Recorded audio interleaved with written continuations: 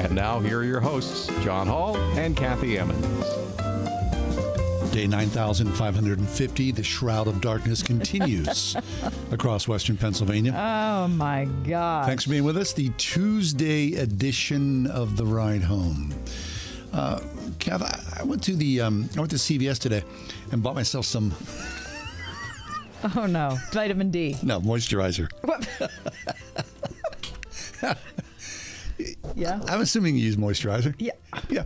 So, I do. I'm in the aisle, and I'm thinking, I'm probably the only guy who's doing this. Mm-hmm. So you felt a little weird about it? Well, no, because look, growing up, this is my narrative. You well know, with 5 sisters, you become accustomed to the health and beauty aids, right, that are available. I mean, I grew up on this stuff. I'm in love with this, but I ran out, so I'm in there looking around, and I settled for an old favorite. Do you have you have a favorite? I do. It depends on what kind you're talking about. Whoa, I mean, you mean body area? Yeah, no, a face. See, yeah. Hand. Mm-hmm. I mean, I have different. There are different options. I'm doing all over. Oh, see, yeah, because you're such a guy. I'm doing all over. I have all sorts of different, options. I'm doing I chose Nivea. Lex, he chose Nivea.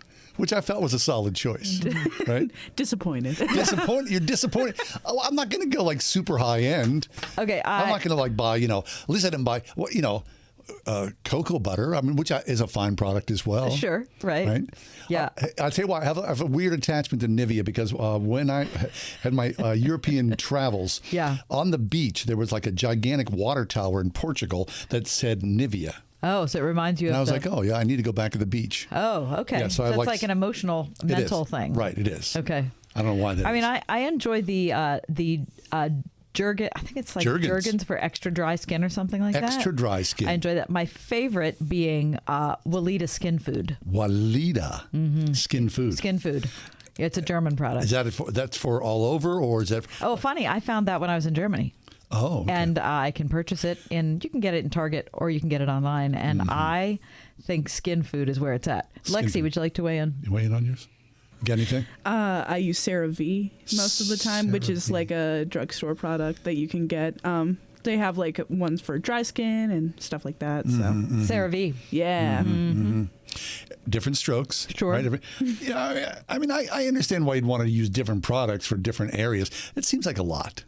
Does it? It does. You're such a guy. No, I mean, seriously, I would imagine 90% of men don't even bother with this kind of stuff, I'm right? sure that's true. Right? Unless your wife goes, you're disgusting, put something on there. But 90% of women have many products.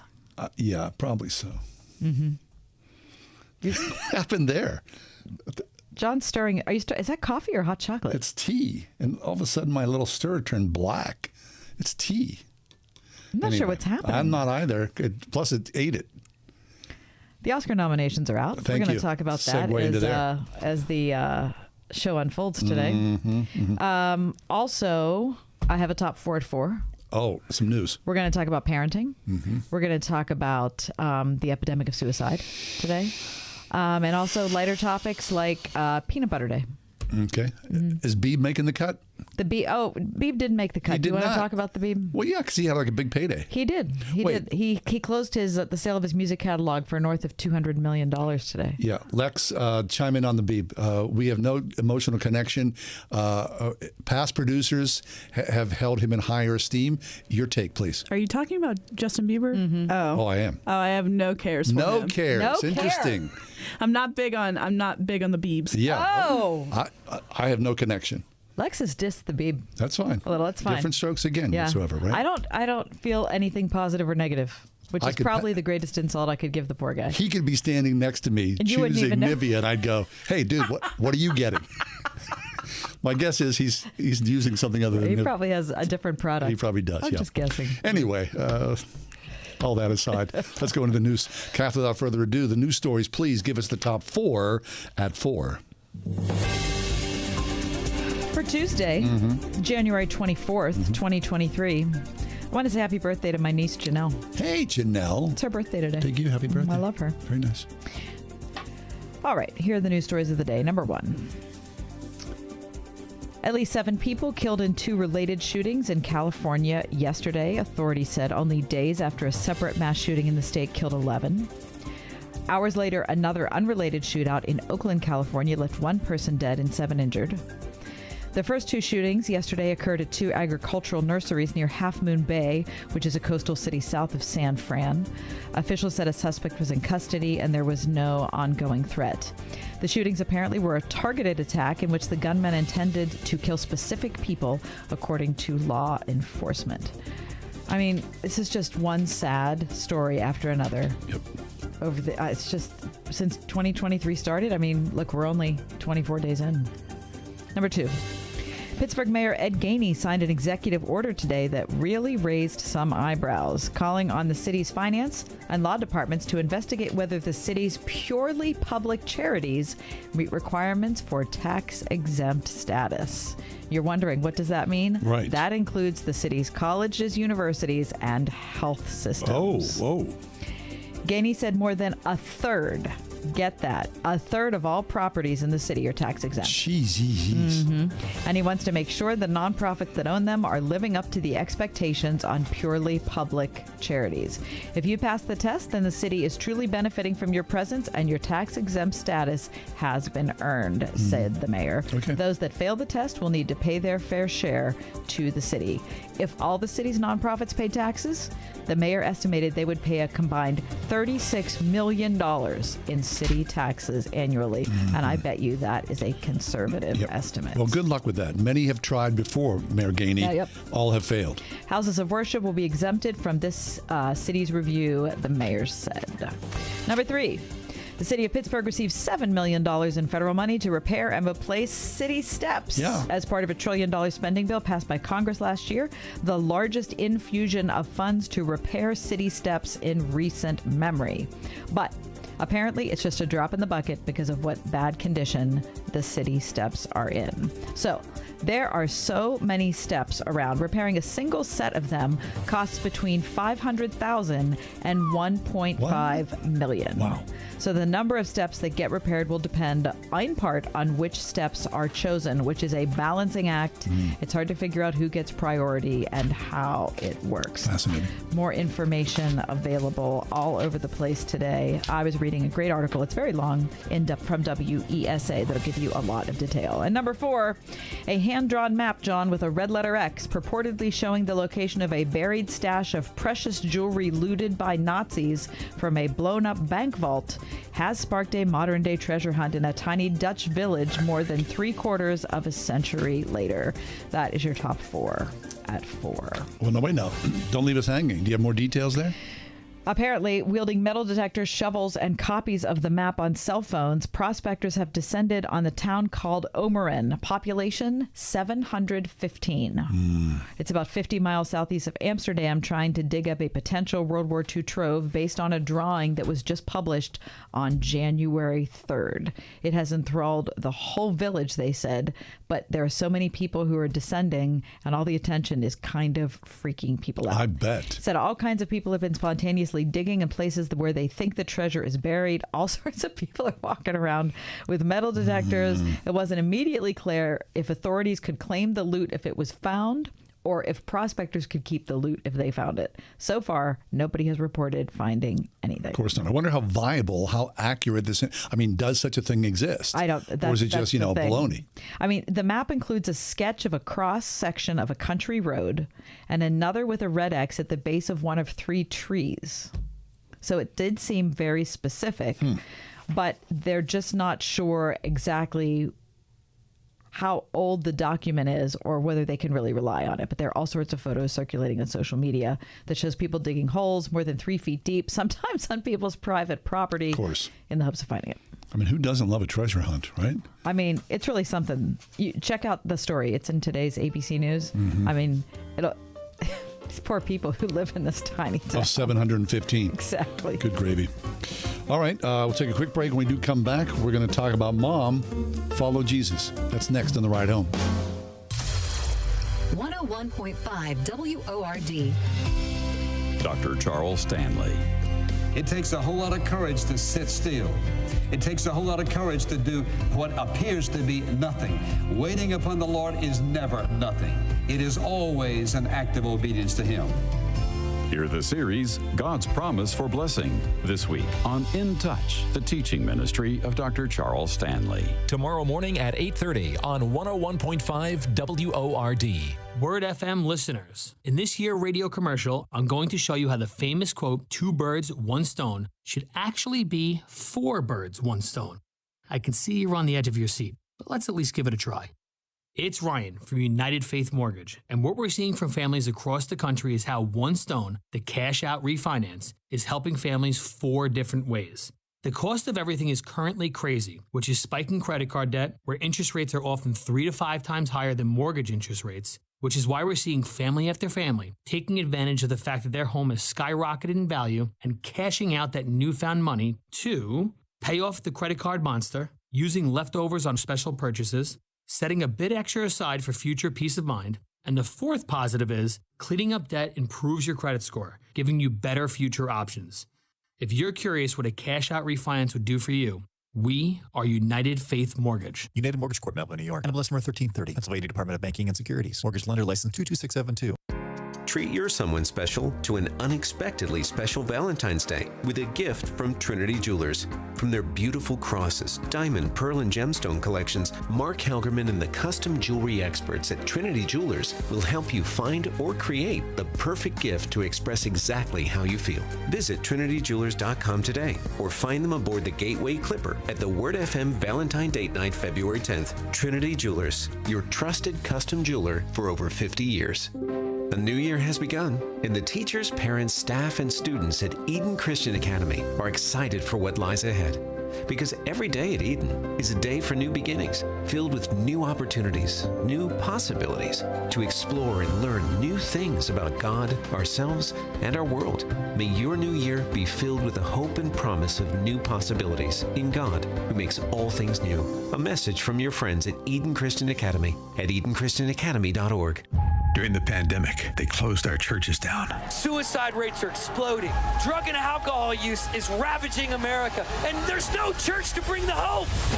See the new documentary, Super Spreader, how a stand against religious tyranny brought hope to a country in crisis. Christian singer and activist Sean Foyt leading what's called Let Us Worship. Here's a move of God that's going to change America. Watch Super Spreader, available now at salemnow.com. salemnow.com.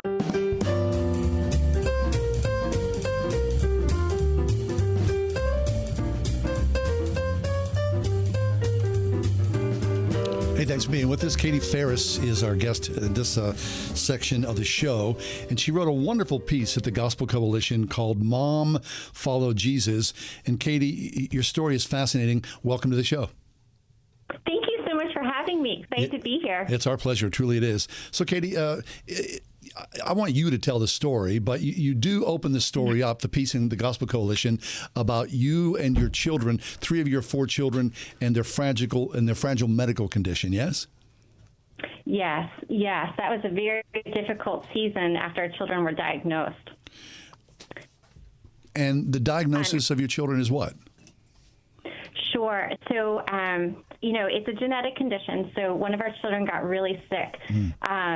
And from that, there was multiple rounds of testing, and he was eventually diagnosed with something called alpha-1 antitrypsin deficiency, which can lead to severe issues in the liver in childhood. Wow. And there's potential for it to have severe impacts on the liver and lungs through, as someone ages. And so, this news was devastating to receive. My son was, I think, 2.5 at the time. But then, because it was genetic, by nature of the disease, we had to test our entire family. Tested. Our other children were tested, and I received that, devastating phone call in my dining room. I remember sitting at the table, taking the phone call from our pediatrician, saying that 2 more of our children were positive for this condition, and just, a wave of grief just rolled into our home. We were already grieving the diagnosis, but then to learn that, now 3 of our children had this condition, it was really devastating. There was a lot of grief, as I already said. And, for my husband and for me, just how do we process this and as believers, trust the Lord with this part of our story, our family story that we hadn't expected, we'd never seen coming, and so many questions about what this meant for that season, but also for the future for our children, especially. So how long ago was that, Katie? Yeah, this was, my daughter was a newborn, so it was the end of the spring, early summer 2013. Okay. And talk about what those, when I look back on moments like that in my life, of that horrible shock and whatever, there are those like initial feelings and thoughts that you're processing. And then as you move into kind of what was to me the next phase of like, okay, so what do we do about it? How do we deal with it? What was that phase like for you guys? Sure. As I already mentioned, that first initial shock phase. But, at the same time, even in that stage, I just called my husband. I asked him to come home from work. We sat on our front porch together. Mm-hmm. We cried. We prayed. And then we had to go back inside and take care of our kids. Mm-hmm. We had to give them dinner. We had to put them to bed. We had to just keep doing the next thing while our minds are racing with questions. And we entered that season, as I mentioned in the article, of visiting specialists, of doing rounds and rounds of, additional blood work and testing. But then, we did move from that initial time into a season of, just what is life like now? What is our new normal, which is normal that we had imagined? Yeah. And then also, it's been 9 years now since that diagnosis. So then, those couple years of just, okay, this is part of our experience, coming to a place of, not immediately, but as, you mentioned, you go through this other stage of, really working through it, processing it, and even reaching this point of, acceptance to a degree of this is the life that we have, and what does it mean to live this life, not the life we imagined we would have or expected to have, but to live the life that the Lord has actually given us, and to do it in a way that demonstrates faith before our children, and just to walk that out in a biblical way, grace that. We're talking with Katie Faris. She wrote a piece of the Gospel Coalition called Mom, Follow Jesus. Katie is a pastor's wife, the mother to 5 kids, also the author of God is Still Good, Gospel Hope and Comfort for the Unexpected Sorrows of Motherhood. So, Katie, in your piece, and I'm sure in God is Still Good, you talk about looking around and seeing other moms and other families and thinking, well, it would be great to take my kids to this practice, whether it's music or sports, instead of to the doctor. And that was kind of an overriding thing. And I'm glad you said, you've talked about this a couple of times through that season, right? Because everything's a season. Mm-hmm. But especially in that season, it would be easy to go, oh, what the heck? I mean, this is not what I bargained for. Right. Yes, for sure. That was difficult. So when my kids were diagnosed, they were 7 years old and younger. And so, that season that we're talking about would have been, our elementary years for our kids. So there are lots of things that kids like to do in those years. Sure. You've got your first sports practices, you've got, different classes and things. And I remember looking around and seeing what other people were doing and feeling that discontentment, feeling that comparison that would come along with that. I think one of the things, I think this would be true for a lot of different scenarios, not just moms even, but, when we're walking through a trial, I think so often those trials don't travel alone. I think temptation and the lies of the enemy creep in, and we're prone to those temptations in a particular way. And that was manifesting itself for me. So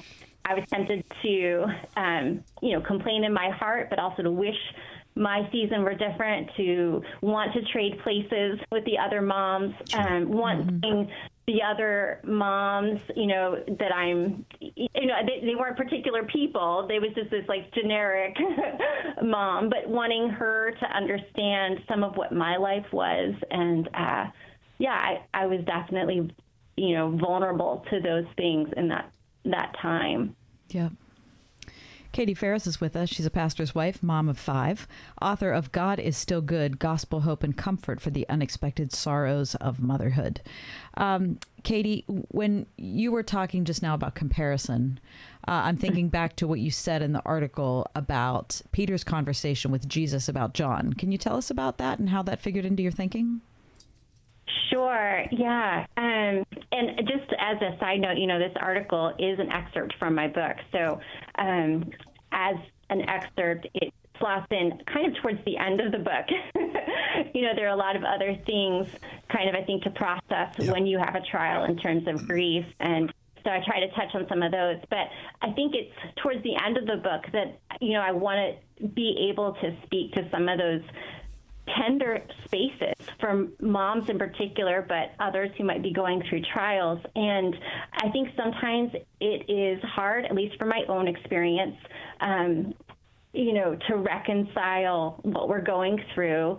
And, sometimes even if we're seeking counsel or people come to us, they can bring Bible verses, and sometimes they can feel like Band-Aids. When the wound is so deep, you actually need stitches.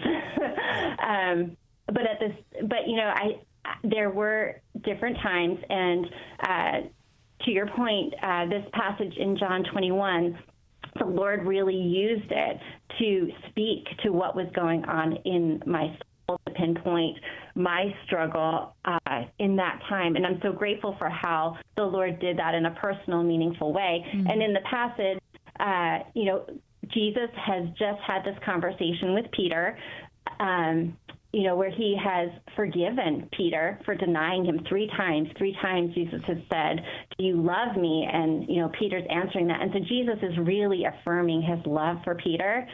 But then as they're walking and talking together, Peter spots John, and he basically is saying, well, what about him?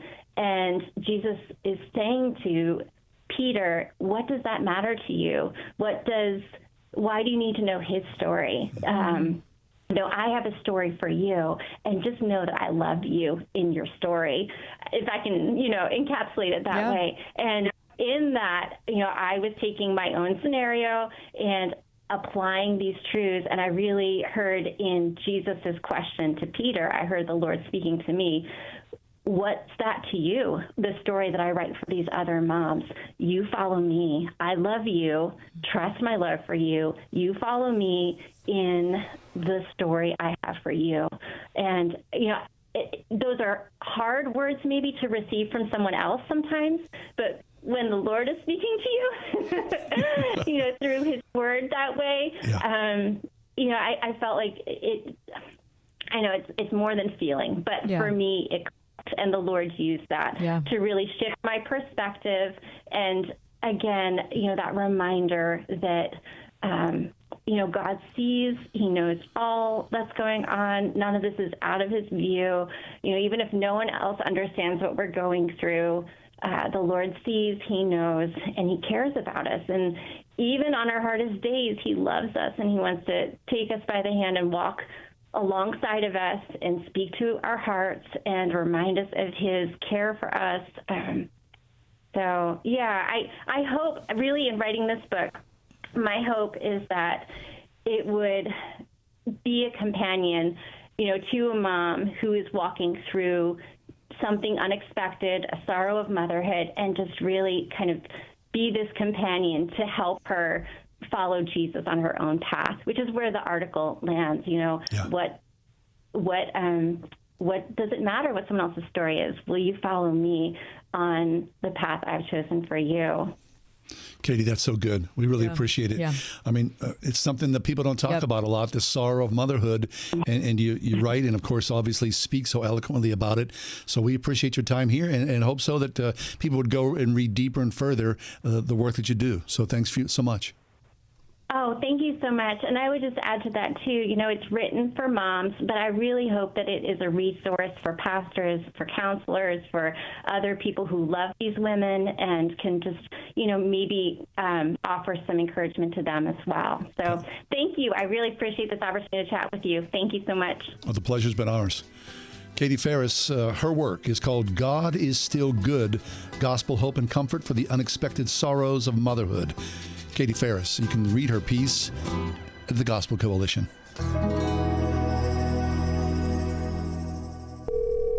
Hello? Hey, stranger. Oh, hi. Thank goodness it's you. I was afraid to answer the phone. Why? What's up? The credit card companies are after me. They want me to make payments and the calls never stop. Ouch. Been there before, but I got help from Trinity Debt Management. Trinity? Yeah, I called and right away Trinity contacted my creditors and got my interest rates cut in half. They ended all the late fees and over-limit charges, and they stopped those annoying phone calls. Bet that was a relief. Yep. Then they put me on a plan that consolidated my bills into one easy monthly payment. That way, I paid off my debt fast while saving thousands. Nice. Trinity even showed me how to plan and meet a monthly budget. So now I'm debt-free for keeps. Wow. Do you still have their number? Sure. Here, write this down and call 1-800-936-5496. Can you repeat that? 1-800-936-5496. That's 1-800-936-5496. First, we decide where we want to go. Then we need to know the best way to get there. Hi, my name's Adam Barada. I'm the owner of Advantage Gold. We're the highest rated precious metals firm in the country. We teach people how to own physical gold and silver. Now, we've won the Best of TrustLink Award 4 years in a row because we educate our clients on how to buy gold and silver the right way. We don't pay celebrity spokespeople millions of dollars. We'd rather pass that value on to you. Call 800-900-8000 and speak with one of our experts. We'll send you a free gold kit along with my latest #1 national best-selling book, The Great Devaluation. Call 800-900-8000. That's 800-900-8000. Get the best information, the best process, the best service, the best value. Call Advantage Gold at 800-900-8000. Call 800-900-8000. Advantage Gold is not an investment advisor or a tax advisor. Consult with your financial advisor before investing. Call 800-900-8000. Cornerstone Television Network has been sharing the gospel through Christ-centered TV for over 43 years. In 2023, our mission remains the same, but we can't wait to share with you how we're shifting to reach the next generation. Watch Visions of Hope with Keenan Bridges, Coy Barker, Eric Butler, Robert Jeffress, and Candace Smithyman. Tune in January 23rd through 27th, 8 p.m. on Cornerstone Television. That's Verizon Fios Channel 505 or Channel 805 on Comcast Xfinity. Listen on your smart speaker at wordfm.com, the Word FM app, iHeart, TuneIn, and on Odyssey. In your car or at home, too, at 101.5 WORD-FM, Pittsburgh. This message is for Shauna, my mom, who just finished her high school diploma. I wanted to say I'm so proud of you for finishing school. You taught me it's never too late to achieve your dreams. I hope to make you as proud as you have made me. When you graduate, they graduate. Finish your high school diploma for you and for them. Visit finishyourdiploma.org to find free and supportive adult education centers near you. Brought to you by the Dollar General Literacy Foundation and the Ad Council.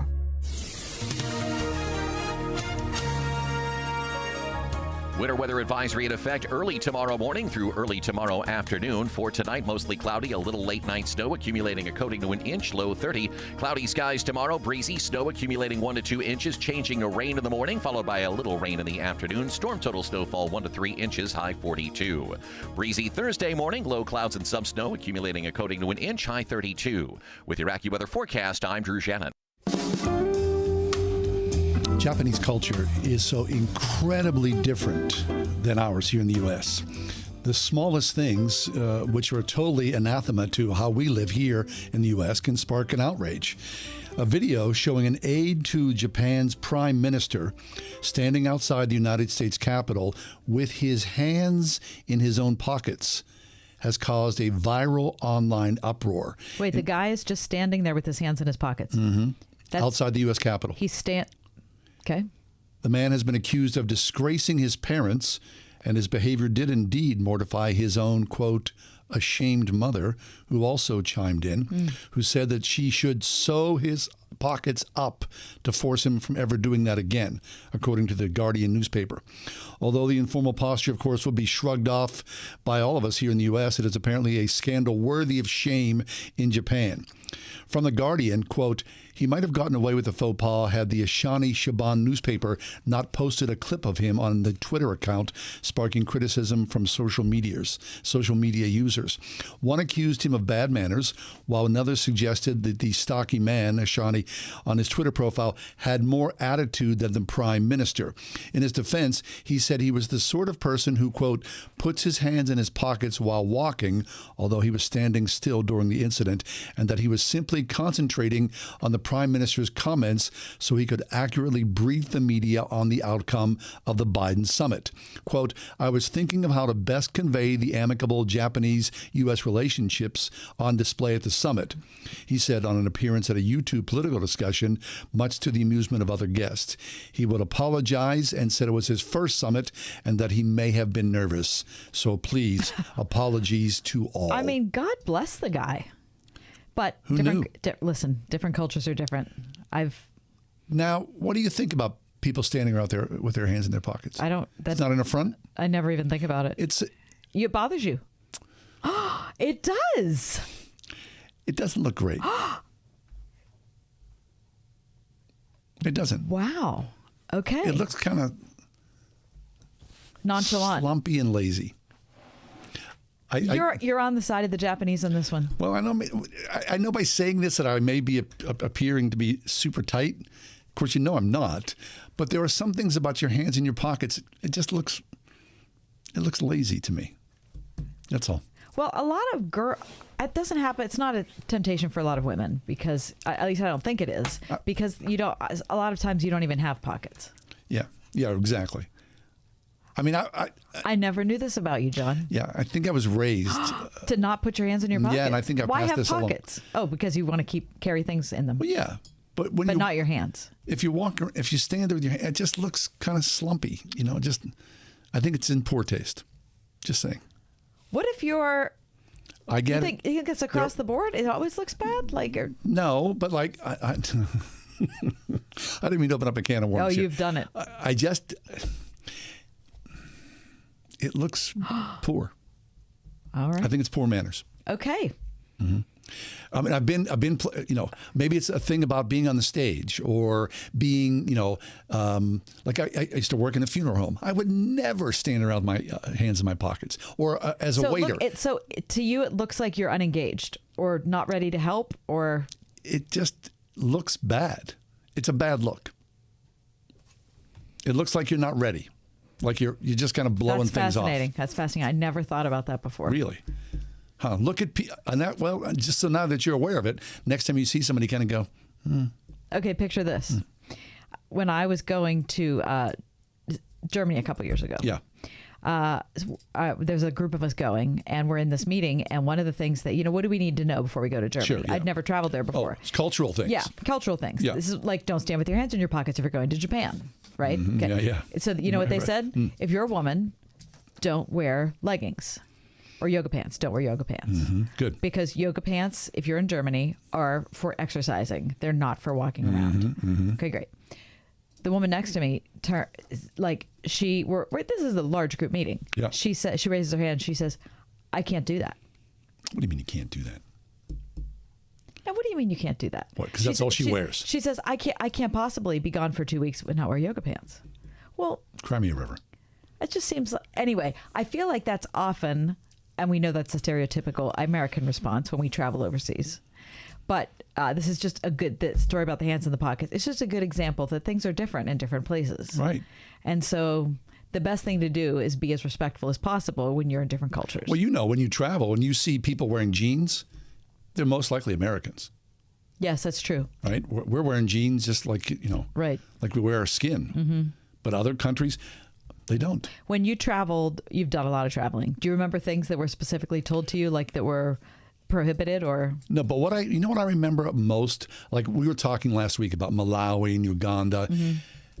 people, when you travel and you see, and I'll put this in quotes, poor people, there is a dignity about people, and quite honestly, a fashion sense that we don't share. Have, yeah. And people living in huts, and I go, that guy looks hip. He looks way better than most people I see on the streets in America. I don't know what that means, but there is a. Look at me there's today. Like I look slumpy there's today. like an awareness of presentation in other places that we don't have here. A style. Yeah, a style. Yeah. Mm-hmm. No, it's a good point. And I'm as guilty as anybody about that. Right. But I don't want to see you with your hands in your pockets. Just now, I got to be honest. I'm all like, so careful, sensitive about it. Right. Yeah. All right. Well, speaking of being sensitive, what are the things that you miss? You miss your BlackBerry? You miss, what was the thing before Facebook? MySpace. You miss MySpace? We're going to talk about stuff like that next. 101.5 WORD. I won! Yes! And we want you to win too. So sign up to receive our contests and sweepstakes update. Each Friday, you can see new opportunities to win. We regularly give out prizes from books, music, and merchandise to household items, even vacation trips or car payments. Stay up on all the fun. Subscribe to our contests and sweepstakes update, mailed each Friday. Sign up today at wordfm.com/subscribe. Have you ever picked up a towel set because it felt really soft in the store, but then when you got to use it, it's not very absorbent? It's basically a towel that's leaving you out to dry. That's why MyPillow has developed the MyPillow towels. Towels that work. I know, it's mind-blowing. Towels that actually dry you. Their 6-piece towel set includes 2 bath towels, 2 hand towels, 2 washcloths. They come in a variety of colors, and right now you can receive a 6-piece set for only $49.99 with promo code WORD. Or go to MyPillow.com right now and click on the radio listener special. MyPillow products come with a 10-year warranty and have their 60-day money-back guarantee. To receive this amazing offer on the 6-piece set off MyPillow towels, just go to MyPillow.com, click on the radio listener special, enter promo code WORD, or call 800-391-0954. That's 800-391-0954. Or visit MyPillow.com, promo code WORD. Eric was way behind on his taxes. I owed a lot of money to the IRS, almost $15,000. I tried to make payments. The IRS wasn't satisfied with Eric's efforts, so they came after him full force. They're coming to put a lien and a hold on all my income, my home, my car. I was just overwhelmed at what to do. Then Eric called Optima Tax Relief. When Optima Tax got involved, the calls would stop, the threats would stop. It was easy like 1, 2, 3. Optima Tax Relief is A+ rated by the Better Business Bureau, and their team of expert tax professionals took care of Eric's problem. I owe $15,000, and now my debt is clean. I don't owe anything. Take Eric's advice. If you have a tax problem, you need to call Optima Tax now. Call Optima Tax Relief for a free consultation. Call 800-965-1433. 800-965-1433. 800-965-1433. Optima Tax Relief. Some restrictions apply. For complete details, please visit OptimaTaxRelief.com. What if, instead of focusing on how students can serve the market, educators focused on how schools can serve students? Trinity Christian School in Forest Hills invites you to discover what a classical Christian education can offer your child. Saturday, February 4th from 10 to 11:30. Meet the teachers, tour the school, enjoy brunch, and get all your questions answered about the holistic approach to education that works with the grain of your child's God-given curiosity. For more information, visit trinitychristian.net.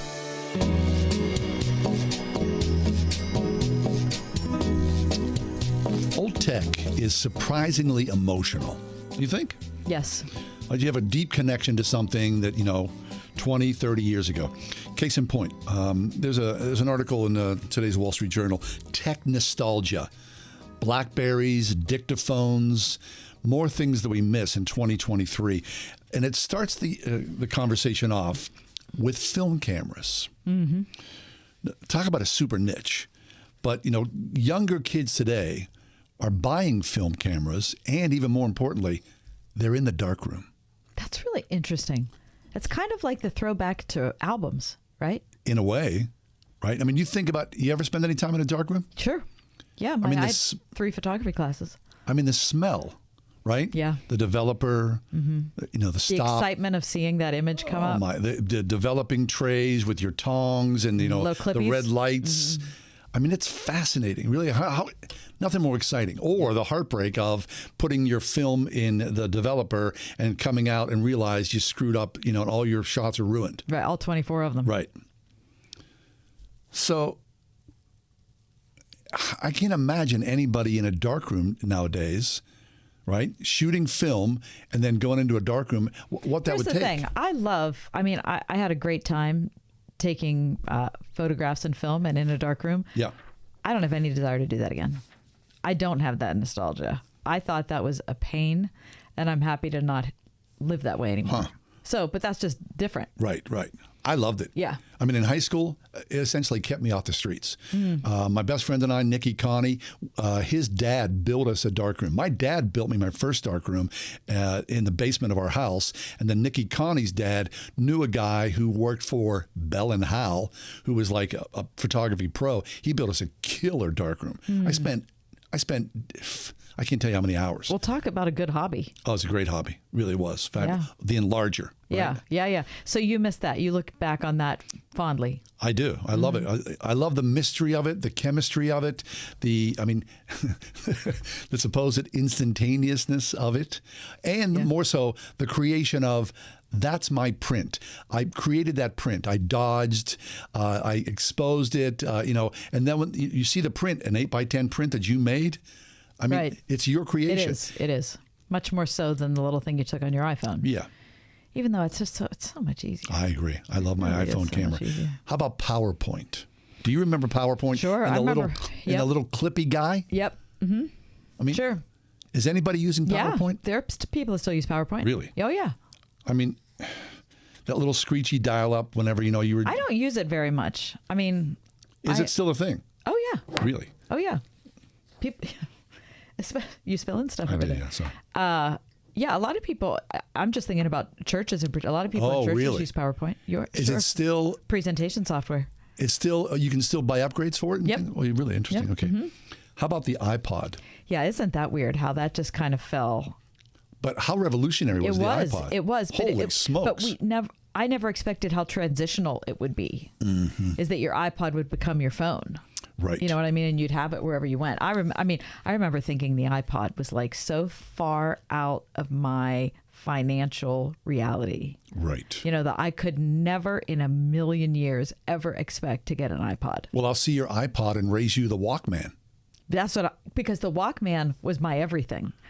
Oh, the Walkman. I remember the first time someone said, hey, I was in a rehearsal hall and someone said, check this out. And they pulled out their Walkman. This guy was, in New York, put headphones on me, and he played Peter Gabriel's... In Your Eyes. No. I can't... In the... Salisbury Hill. No. Sledgehammer. Mm-mm. Anyway, it was like... Those are three good guesses you got. Heavy duty drum thing.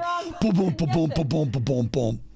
Remember that? Oh, no, that's Phil Collins. Phil Collins. Right, okay. Yeah. I mean, come on, you gave boom, me the boom, wrong boom, guy. Boom. Sorry. Yeah. I was in the air tonight. Holy smokes, what the heck is that? So then the Walkman turned into the iPod.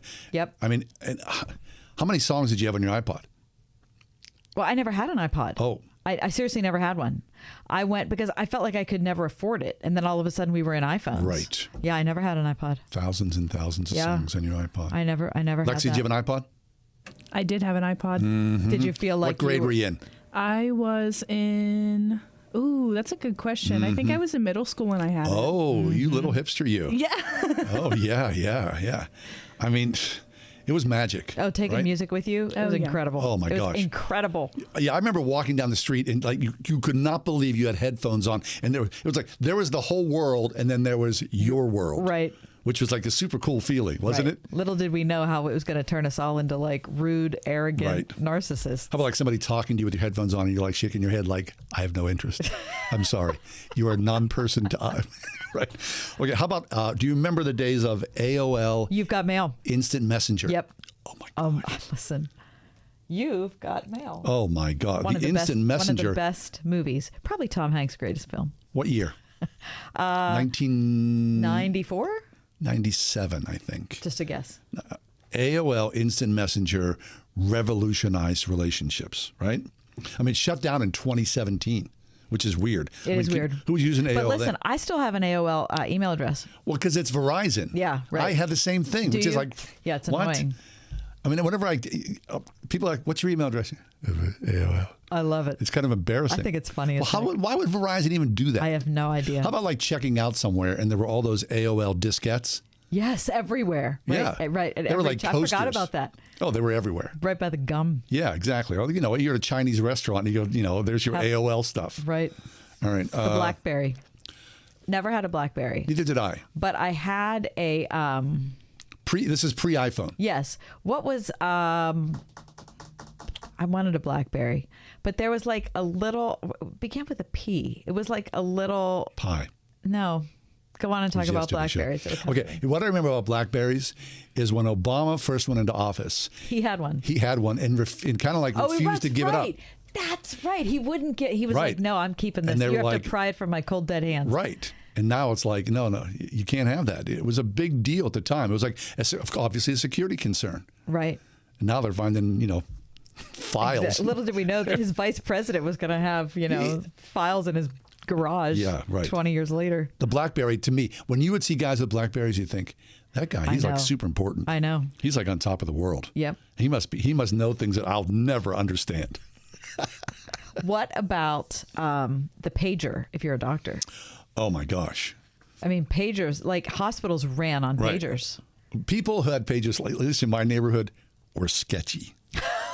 Oh, so they weren't physicians. No, they were not physicians. They were guys who were doing duplicitous things. And you thought, what do you need that pager for? I mean, that would talk about a huge network. All right. And speaking of medicine, the dictaphone. Okay.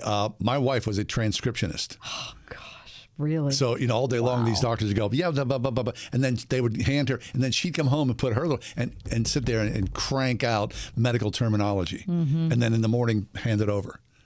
The dictaphone. But then I always wanted one of those little tiny cassette players. Right. With the teeny tiny little cassette. Like that was important as well. Like if you were talking to a little teeny tiny cassette recorder, you were doing something big. Right. We've been reading from the Wall Street Journal. You can look at this article in today's journal. When we come back, I want to ask you if you have specific gadgets in your life that either you look back on fondly or you still have and use. I still have and use. You still have and use. Okay. Hey, it's a ride home. Pittsburgh's Christian Talk. It's Word FM. Have you ever picked up a towel set because it felt really soft in the store, but then when you got to use it, it's not very absorbent? It's basically a towel that's leaving you out to dry. That's why MyPillow has developed the MyPillow towels. Towels that work. I know, it's mind-blowing. Towels that actually dry you. Their 6-piece towel set includes 2 bath towels, 2 hand towels, 2 washcloths. They come in a variety of colors, and right now you can receive a 6-piece set for only $49.99 with promo code WORD. Or go to MyPillow.com right now and click on the radio listener special.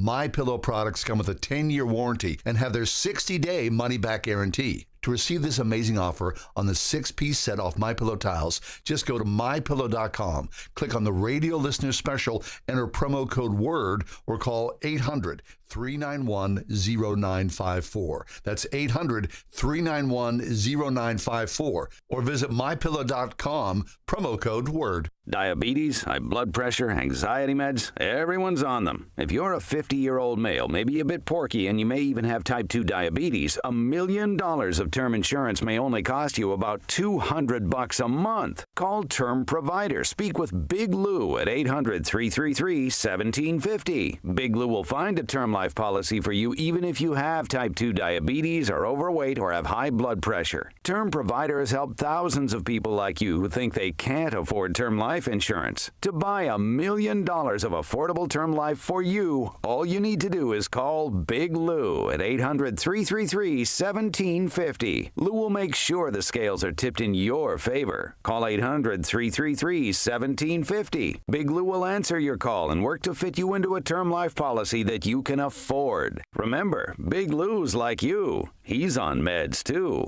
Call 800-333-1750. 800-333-1750. Marketing your business is hard. It's so competitive, and getting new customers is as hard as keeping your existing ones. We know it because we're a local business too. So when it comes to marketing your business and getting new customers, we know how to do it. Our digital marketing firm Salem Surround is built to create customized solutions to your business, not your competitors, just you.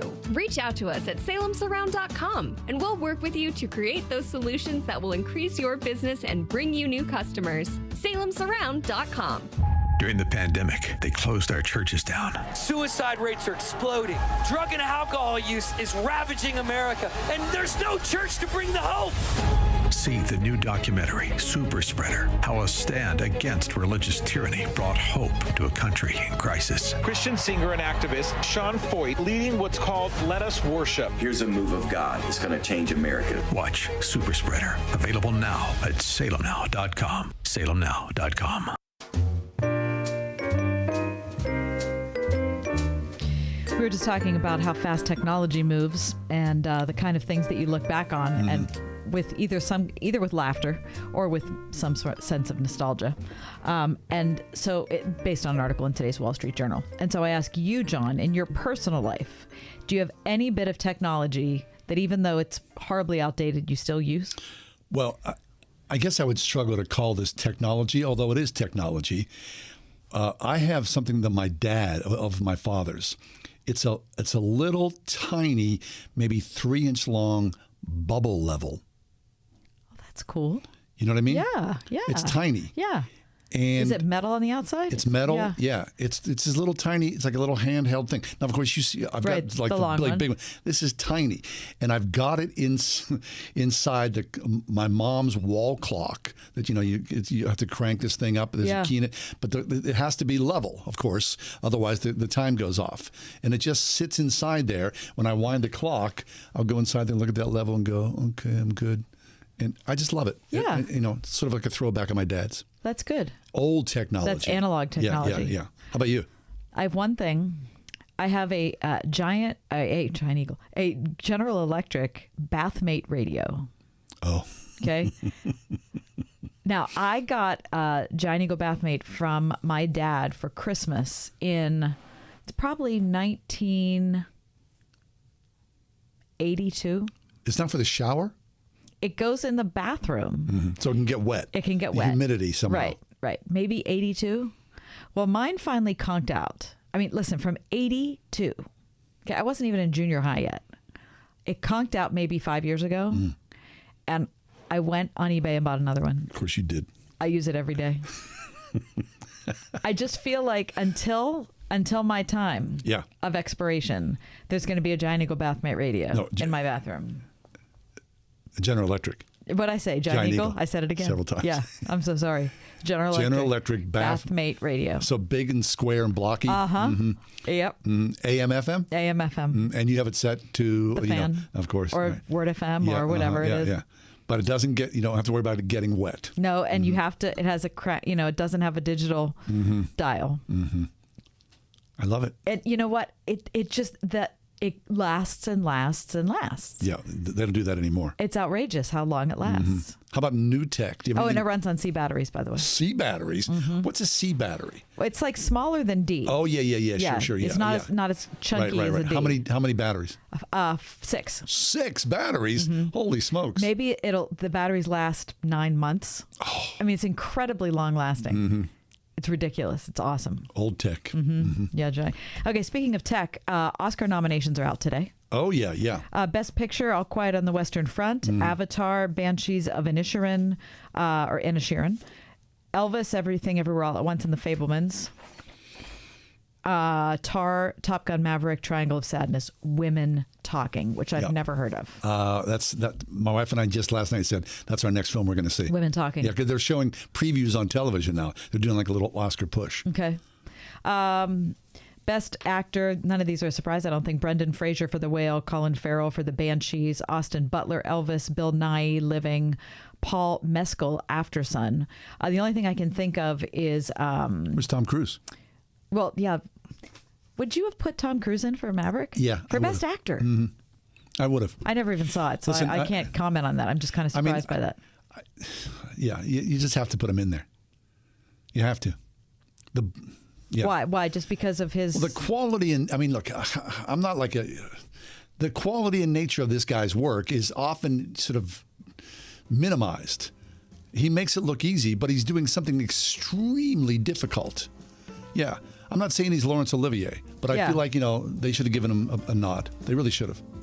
Who's Paul Mescal for Aftersun? I don't even know who that is. That's also on our list. We haven't seen it yet. And what's Brendan Fraser in The Whale? Oh, yeah. He's a morbidly obese guy. Apparently, Brendan Fraser, the trick is, of course, he gained a lot of weight to play and so, he's looking at his life with regret. Okay. I've not seen it either.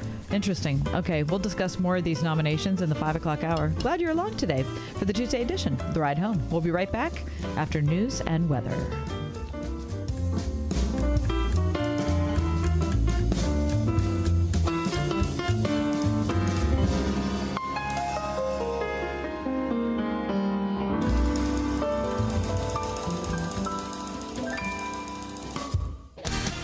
Alexa to play the word Pittsburgh to hear us there. We're on your Google speaker too. Plus iHeart, TuneIn, and on Odyssey. 101.5 WORD-FM, Pittsburgh. You have a choice in healthcare. With SRN News, I'm John Scott. Classified documents have now been found in the home of former Vice President Mike Pence. Greg Clugston with that report. Pence's lawyer told the National Archives that a small number of documents bearing classified markings were inadvertently botched and transported to Pence's Indiana home at the end of the Trump administration. The lawyer said the former vice president was unaware of the documents' existence in a locked safe and that he stands ready and willing to cooperate fully with the National Archives in any appropriate inquiry. Confidential information has also been recovered from the private homes of former President Trump and President Biden.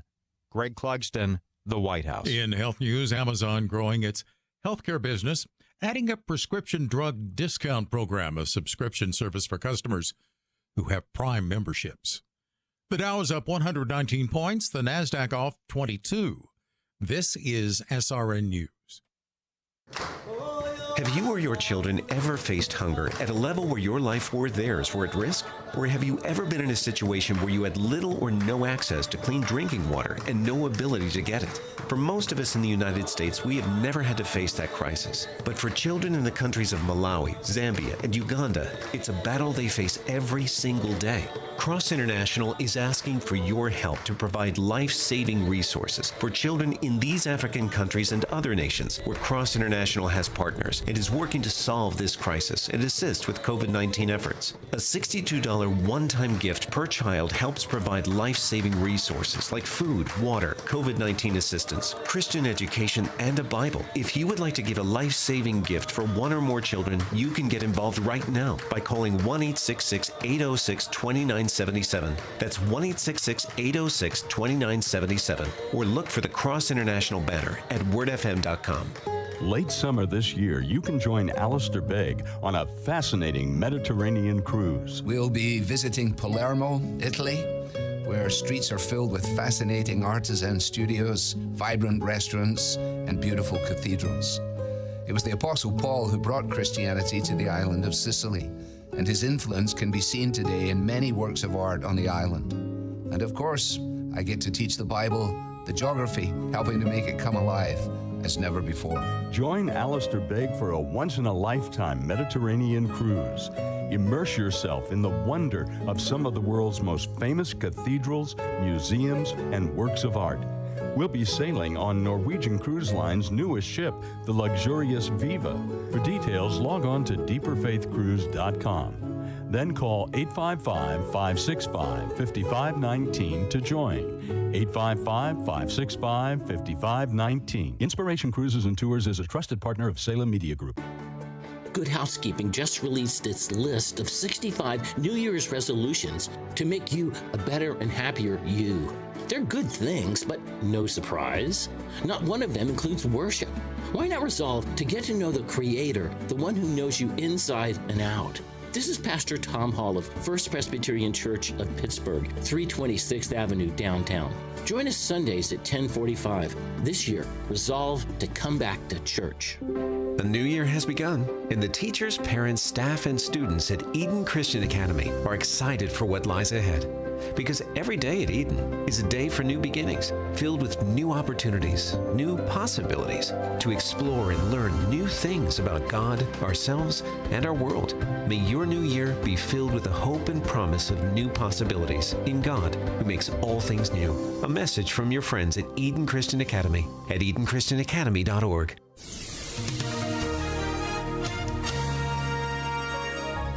Winter weather advisory in effect early tomorrow morning through early tomorrow afternoon. For tonight, mostly cloudy, a little late night snow accumulating a coating to an inch, low 30. Cloudy skies tomorrow, breezy, snow accumulating 1 to 2 inches, changing to rain in the morning, followed by a little rain in the afternoon. Storm total snowfall 1 to 3 inches, high 42. Breezy Thursday morning, low clouds and some snow accumulating a coating to an inch, high 32. With your AccuWeather forecast, I'm Drew Shannon.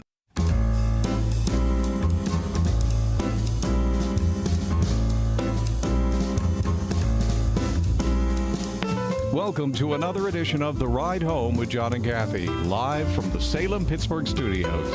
And now here are your hosts, John Hall and Kathy Emmons. Hey, just a reminder that Valentine's Day is about 3 weeks away. Yes, it is. So it's time to make plans. Have you been thinking about it? Yeah, I have been thinking about it, John. But and? It's funny. My plans have already been made with you. We will be, along with a plethora of Word FM listeners, aboard the Gateway Clipper Fleet for the Valentine's Dinner Cruise, Friday, February the 10th. Friday evening. It's a night out on the Three Rivers featuring a great dinner, fabulous views of the city, and we hope that you would join us, would you please? WordFM.com. It's a special night out for sweethearts, couples, or friends, and WordFM.com. Tickets are on sale right now. I would say generally for a night out, especially a special night out, it's fairly inexpensive. I think so. Now, we started talking about this a couple weeks ago, and the message was we've only got like 6 tickets left. Right. Well, we sold those 6 tickets, and then apparently we got bumped up to the big boat. The big boat. Which is called the Majestic. Or the big boat. Countess or the Duchess or something like that. Anyway, we're going to be on the big boat. So now we have more space. Right. So if you were considering coming and you were put off by my, remonstrations saying, look, hurry it up. I heard they're sold out. Then don't be put off anymore. Yeah. It's time. Now, people have said the elephant in the room is, it might be cold. Well, it's going to be. Well, no, it won't be cold inside the boat. Well, no, but it's going to be cold. I mean, the day will be cold. It's February in Pittsburgh. I think it's cool. I'm looking... Despite the absence of my wife and my husband, it should be a really fun night. I think it's going to be a really fun night. Yeah, I mean, so go online to wordfm.com, buy your tickets now.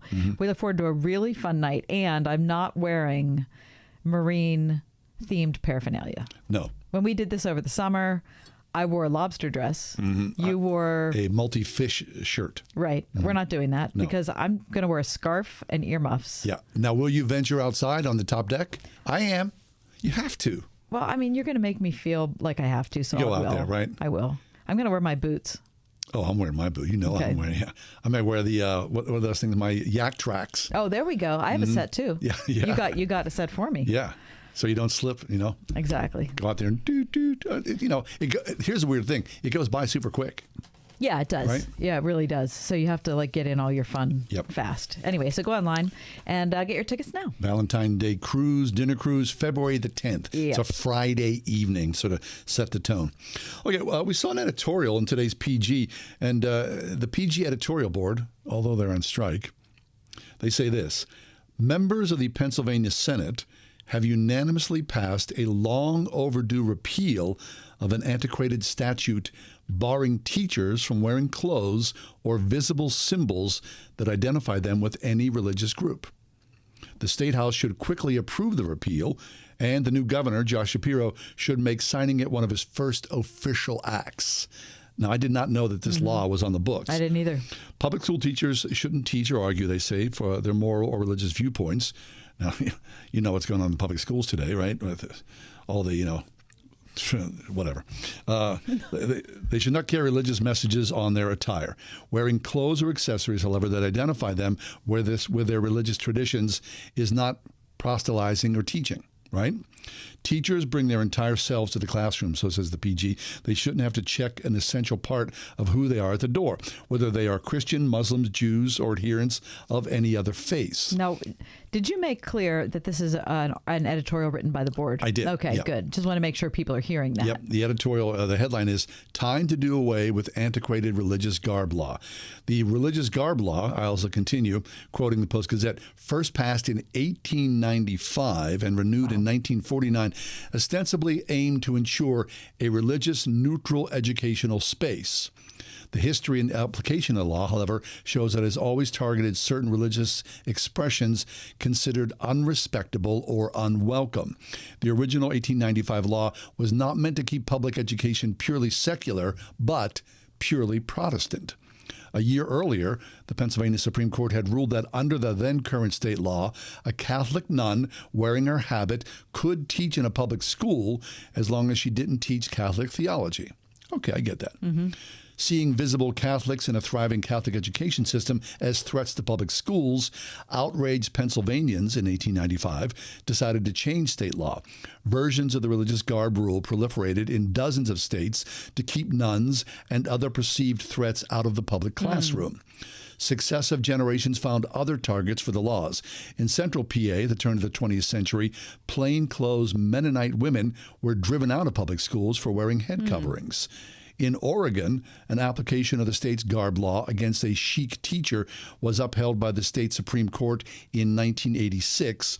In 2014, a man who ran a group called Jesus Was Not a Jew Ministries tried to deploy Pennsylvania state law against a teacher wearing a Star of David necklace. In 2003, a federal court has ruled that applying the law against an Indiana County teacher wearing a simple cross necklace was unconstitutional. Even so, the now neutered law has remained on the books. Today, Pennsylvania is the only state in the union with such a rule. The PG editorial says it is time to repeal this useless and oppressive vestige of a previous era. Yeah, I got no problem with it. Do you? Pause. I might. Why? It's a public school. Mm-hmm. Yeah, it is a public school. And my concern is obviously not to keep Catholics out of public, or nuns out of public schooling.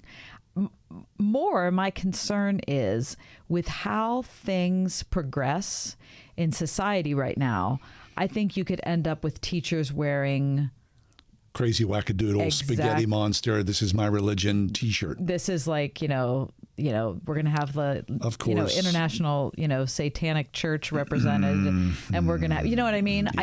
I feel like it's similar, it's the same argument that the government of France has been making for a long time, which is that our government, our public space are completely secular. Yep. You do what you want to do, but in public, it's secular.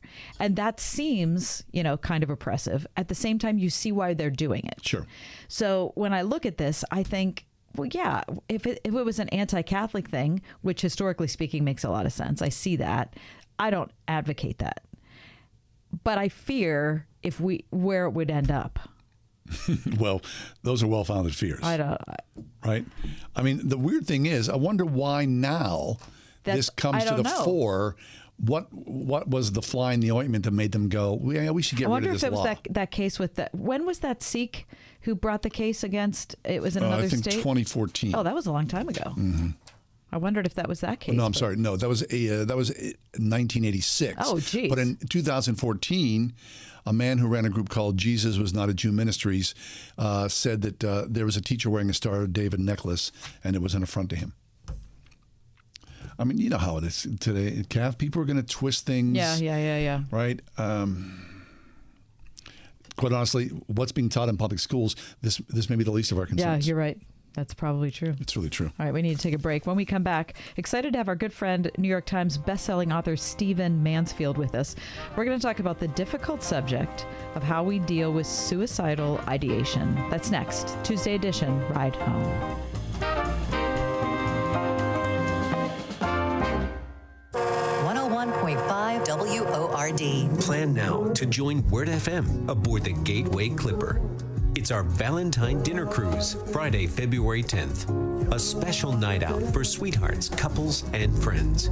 Enjoy a delicious dinner buffet in the romantic warmth of the Gateway Clipper's Empress as you take in spectacular views of the city skyline. Boarding time is 6 p.m. Book now at wordfm.com. Sponsored in part by Trinity Jewelers and Cornerstone Television. This message is for anyone looking for $500,000 to $1 million or more of affordable term life insurance. Even if you have diabetes, high blood pressure, or are taking anxiety meds. Here's an example. If you're a 50-year-old male, maybe overweight with type 2 diabetes, $1 million of term life insurance may only cost about $200 a month. We're Term Provider, experts in finding affordable term life insurance for those that may not be in perfect health. If you've had prostate cancer, heart conditions, high cholesterol, or are on prescription medications, you may still qualify for $500,000 to $1 million or more of affordable term life insurance. Get a quick quote right now by visiting termprovider.com. That's termprovider.com, or simply call Term Provider at 800-333-1750. If you're looking for term life insurance but have type 2 diabetes, high blood pressure,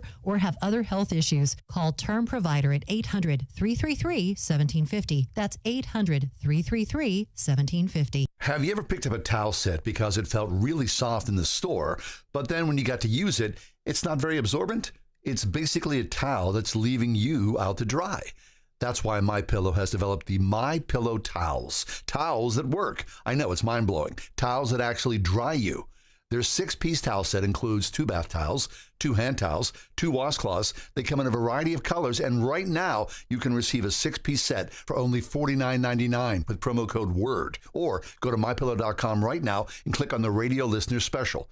MyPillow products come with a 10-year warranty and have their 60-day money-back guarantee. To receive this amazing offer on the 6-piece set off MyPillow towels, just go to MyPillow.com, click on the radio listener special, enter promo code WORD, or call 800-391-0954. That's 800-391-0954. Or visit MyPillow.com, promo code WORD. Our real goal at RPTS is to train people for ministry. Whether training to be a pastor or just wanting to grow in your walk with God, you'll find what you're looking for at RPTS. We want to see them really grounded in their theological growth. We want it to be heart-directed as well. We want to see students prepared to serve and to love the people of God and develop ministries that we think have a great partnership with the local church. Learn more about the MTS degree program and flexible online options at rpts.edu.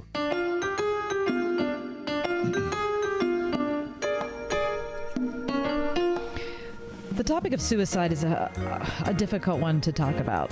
But I think part of the problem with suicide over the many thousands of years of human existence is that people didn't talk about it. It's shameful. It was shameful. It was something that was indicative of eternal damnation. It was a repudiation of church teaching, a repudiation of familial love, all those things. I'm grateful, I think we're all grateful, that we have come to the point in society to understand that suicide is none of those things. But the thought of it, the presence of it, and the increase of it in today's world is so incredibly tragic. So I think to talk about it is the best step forward. Yeah. And we've invited our good friend Stephen Mansfield back on the program. Stephen is a New York Times best-selling author of several books, including The Faith of Barack Obama, Choosing Donald Trump, and Never Give In: The Extraordinary Character of Winston Churchill. Stephen, we're always happy to see you. Welcome back. Great to see you both again. Thank you. Our pleasure, Stephen. So, Stephen, in your podcast, you cover a lot of different subjects, and of course, the suicide you covered last year. But based upon Anthony Bourdain and Kate Spade, two more recent high-profile suicides, talk about your connection, because I think whenever Anthony Bourdain killed himself, the news, of course, was international news, and everybody said, if that guy's going to kill himself, who's got the world by the tail, what hope is there for the rest of us? Well, it's an important topic, and as a historian, I studied it in history, as you know, because you've heard the podcast. Lincoln, Churchill, many others suffered horribly from suicidal thoughts and depression.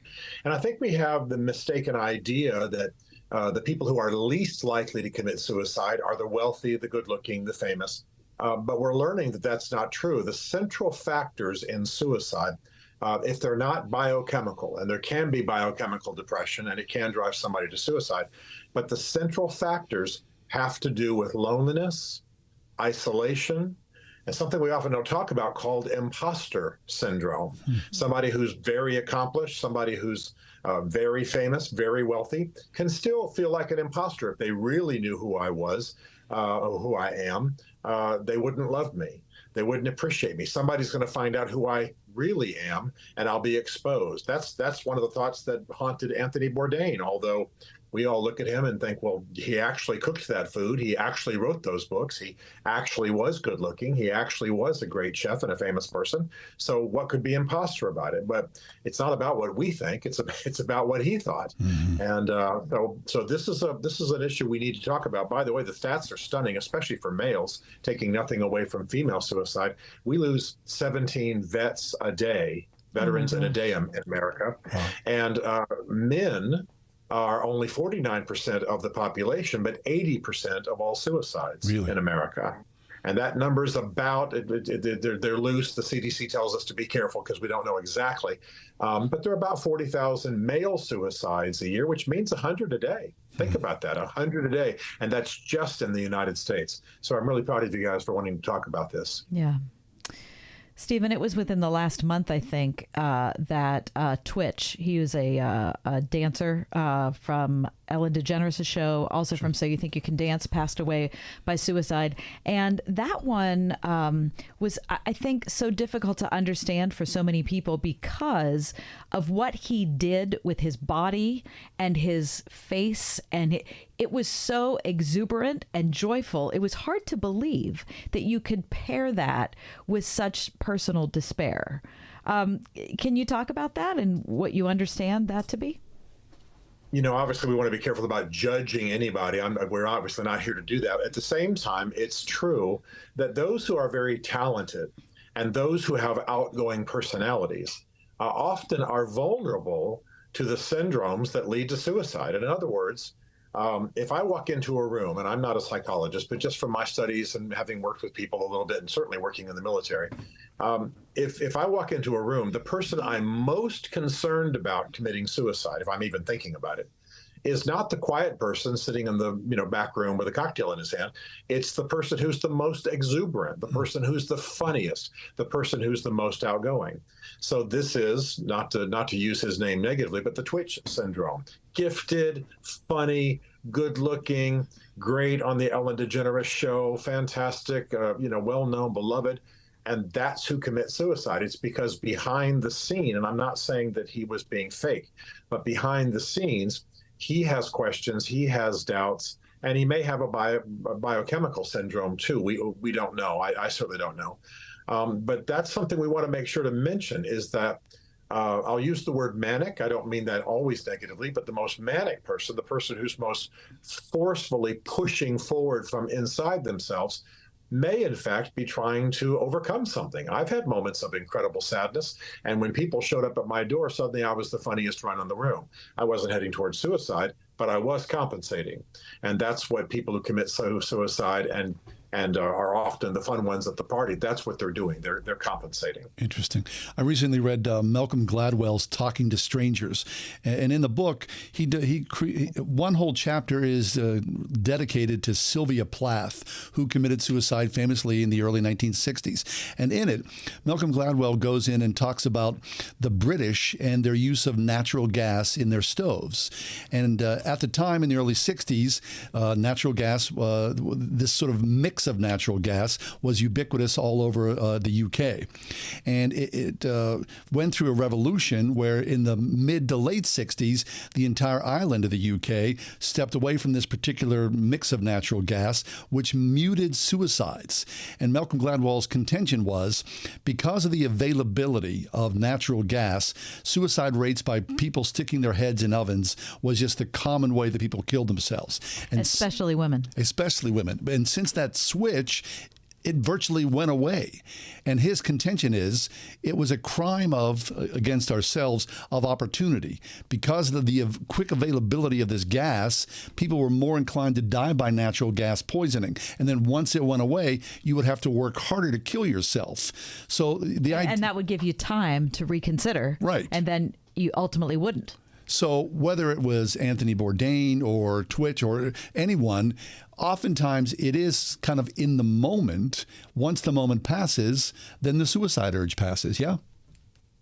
Yeah, there's no question, except that I'm with you all the way, and I certainly love Malcolm's book and that particular point. And there's no question that for some people, suicide is about the ease of it, jumping off buildings, stepping in front of cars. It's the ease. But we do have to remember, not to be morbid here, but Anthony Bourdain killed himself by hanging himself from a door with the belt of his bathrobe. Mark Twain did it with a belt. In other words, just because some means are removed, other means that are far more difficult. By the way, you have to, I'm not trying to be morbid, but to kill yourself with a belt from a door, you've got to be working at it. You don't just, it's not like being hung like you see in the old Westerns where somebody just drops from a platform. You've got to be pushing yourself to the point of unconsciousness. And in other words, I agree completely with Malcolm's point, and we certainly, part of the suicide problem we have in our modern world is that ways to kill yourself are so readily available, not just knives and guns, but just walking down the street here where I'm sitting in Washington, D.C., many different ways to die. And so I'm aware of that factor.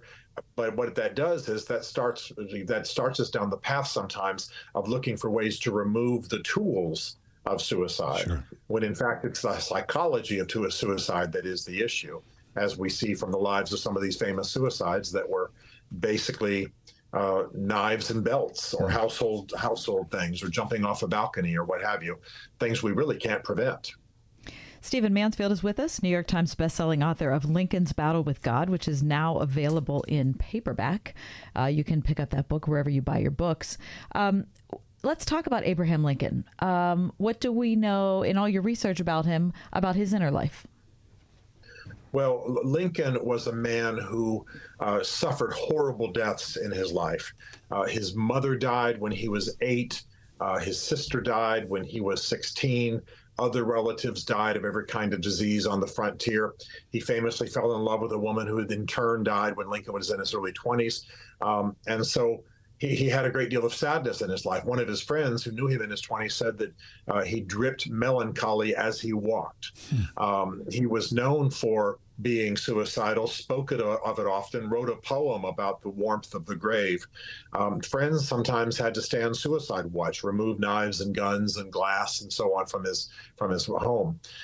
When he first was supposed to marry Mary Todd Lincoln, he left her at the altar. Friends went to find him. He was laying in bed with a pocket knife, contemplating killing himself. Wow. But all that is true, and it haunted him all his life, and especially during a great Civil War with 700,000 deaths, that haunted him. But I believe that Lincoln became great in part because he mastered himself in the dark night of the soul.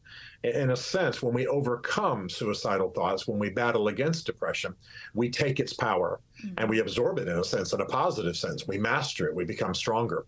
So it's no accident that many famous people in history who have accomplished great things, again, Lincoln, Churchill, etc., have had to do so overcoming this temptation. You know, Winston Churchill, when he was the Prime Minister of England, did not want to stay in a room with a balcony on it because he was afraid a depression would hit, and he might throw himself off. This is the man with the jaunty cigars and the bowler hats and the sense of humor who basically led the Western world against Nazism, and yet he was fighting depression all the time. I think it made him better. So that's one of the promises we need to hold out for people who are listening to us today, that by battling it, we become empowered, we overcome, and it can even fuel greatness in our lives. Stephen, I think all of us, the three of us, are old enough to remember that suicide culturally was something that you did not speak of. I mean, I grew up a Catholic schoolboy, and we were taught that suicide was the ultimate sin against yourself, that if you would kill yourself, you were damned to hell. Now, of course, times have changed, teachings have changed.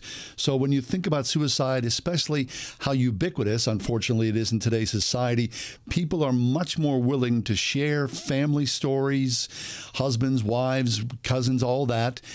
And there's something about that that's a little tender and awakening to those who are on the precipice of suicide, that we could share our stories and perhaps and somehow dim the suicide rate in this country. Yeah, there's no question about it. The part of what suicide does is lurk in the darkness, as does depression. So what leaders, especially, whether we're talking about pastors or school leaders or leaders of families, and all of us in our friendships, we don't need to be morbid. We don't need to be talking about it 24/7. But we do need to create a culture in which it can be expressed. I have created a culture with my children. They can ask me about anything. I mean, I'm not going to tell them how much money I have or, details of my bedroom, but I do allow them to ask me, are you doing okay? My daughter will call me, Dad, how you doing? You sounded a little sad yesterday. Are you all right? You're not having any I don't have any particular problem with suicide, but I don't mind her asking. I've purposely created a culture in my family where anything can be talked about, especially if it's meant to to check on someone to make sure they're healthy. So I do think, without being morbid, we need to create an environment in which it's discussed. Pastors need to mention it from the pulpits. Family members need to just make sure it's discussed and talked about, and before it becomes an issue. There's no sin in that. In fact, just simply the mention of it can do a great deal of good, because where it is most getting a hold of our young is in what we might call the dark web. It's the darkness of the internet. It's the dark backroom culture of their friends' homes and what have you. But if parents will say, yeah, that's part of life, and some of the great have suffered it, and it's good for us to talk about it. What do you guys think? Yeah. And do it over eating chicken. I mean, that should just be normal in our lives. My fear is that somehow, of course, culture being so topsy-turvy, that suicide is romanticized, that people would lean into it sort of as, as a hero act, right? That's even how Sylvia Plath was, right? Yeah. Yeah, of course, that's a lie. And we need to point that out in history. In the Roman Empire days of the Roman Empire, the elderly were expected to commit suicide so they wouldn't be a burden on society. It was seen as a heroic act. If a politician or someone was going to commit suicide, there was often a party the night before. It was celebrated almost. It was seen as a heroic act. But of course, that's a lie. Even the secular Roman Empire came to understand that. And certainly the early church battled it fiercely. So it's not a noble thing. It's a permanent solution to a temporary problem, as we've often heard. And normally the sad thing is it's playing to factors in our lives that are healable. It's playing to factors that we can deal with. I want to embed this in our thinking just for a moment. Robin Williams committed suicide. He committed suicide, we think, this is what his family believes, because he'd received a medical diagnosis about dementia, basically, broadly speaking. Well, I hate to say it, but it's what the family now reports, and his doctors report. The medical diagnosis was false. It was wrong. It was inaccurate. So it's possible that one of our greatest comedians and greatest performers, and I love some of his movies, killed himself because of misinformation. Well, basically, most suicides are based on misinformation. It will never get better for me. Nobody will ever love me. I'm ugly. I'm all the things that we go through our minds. They're all abandoning me, etc. And usually that's either not true or it's changeable. And we need to say that out loud right now for those who are listening, because if our audience is 100 people right now, and of course it's much, much larger, but if our audience is 100 people, more than half have at least thought about suicide. And about 20 to 25% are tempted by it. So it's good to shine a light on it and talk about these things openly. Again, I'm proud of you guys for doing this. New York Times bestselling author Stephen Mansfield is joining us. We're going to take a break. When we come back, Stephen, we're going to ask you about what's going on in Canada, what the role of society encouraging suicide can make in someone who's struggling with the ideation. The normalization of suicide against the culture. Talk about it next in The Ride Home. Have you ever picked up a towel set because it felt really soft in the store, but then when you got to use it, it's not very absorbent? It's basically a towel that's leaving you out to dry. That's why MyPillow has developed the MyPillow towels. Towels that work. I know, it's mind-blowing. Towels that actually dry you. Their 6-piece towel set includes 2 bath towels, 2 hand towels, 2 washcloths. They come in a variety of colors, and right now you can receive a 6-piece set for only $49.99 with promo code WORD. Or go to MyPillow.com right now and click on the radio listener special. MyPillow products come with a 10-year warranty and have their 60-day money-back guarantee. To receive this amazing offer on the 6-piece set off MyPillow towels, just go to MyPillow.com, click on the radio listener special, enter promo code WORD, or call 800-391-0954. That's 800-391-0954. Or visit MyPillow.com, promo code WORD. Bachman's Roofing and Solar is your local award-winning roofer. Stop waiting. It's time to inspect your roof and protect your home's #1 asset. With no interest and no payment financing for 12 months, Bachman's Roofing is your easy choice for roofing, gutters, and solar. Did you know Bachman's Roofing is one of the #1 GAF solar integrated roofing installers in the USA? Go with Bachman's. Go with solar and install the roof that pays for itself. Call 412-744-8390 or visit bachmansroofing.com. Cornerstone Television Network has been sharing the gospel through Christ-centered TV for over 43 years. In 2023, our mission remains the same, but we can't wait to share with you how we're shifting to reach the next generation. Watch Visions of Hope with Keenan Bridges, Coy Barker, Eric Butler, Robert Jeffress, and Candace Smithyman. Tune in January 23rd through 27th, 8 p.m. on Cornerstone Television. That's Verizon Fios Channel 505 or Channel 805 on Comcast Xfinity. Discover the magnificence of the Mediterranean with Alistair Begg and our trusted partner, Inspiration Cruises and Tours. 9 life-changing days of powerful worship, Bible study, and history. Sign up now, deeperfaithcruise.com. Trip to Europe. Visit all 30 Major League Baseball stadiums. Go skydiving. Okay, so you know what you want to do in retirement, but do you know how to get there? Tune in to Your Retirement Blueprint with Kurt Kenotic and Ethan Lane of Accurate Solutions Group, Saturdays at 10 a.m. to get answers to your retirement planning questions. Plan today so you can do the things you've always dreamt about doing in retirement. Listen every Saturday morning at 10 to Your Retirement Blueprint with Accurate Solutions Group. Investment advisory services offered through ASG Investment Management, LLC. We are everywhere on your radio at 101.5 WORD FM Pittsburgh, at wordfm.com, the Word FM mobile app, iHeart, TuneIn, and Odyssey.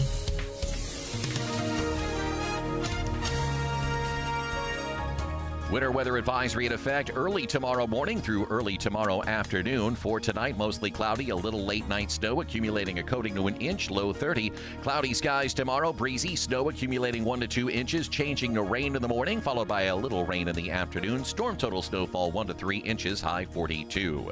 Breezy Thursday morning, low clouds and some snow accumulating a coating to an inch, high 32. With your AccuWeather forecast, I'm Drew Shannon. We're always happy to be having a conversation with Stephen Mansfield. If you're not familiar with Stephen, he's a New York Times bestselling author of a whole bunch of things, including Choosing Donald Trump, Never Give In, The Extraordinary Character of Winston Churchill, and Lincoln's Battle with God, which is just now, in the last few days, in paperback. We're talking about suicide with Stephen Mansfield. And Stephen, as we were leaving, we were talking about the beginning of the rise of assisted suicide, euthanasia in developing countries around the world. I mean, any number of countries now allow this to happen. Of course, the Netherlands, and more famously so, our neighbors to the north in Canada. Can you talk about that, about states sponsoring euthanasia and perhaps it coming to the United States at some point? What do you know?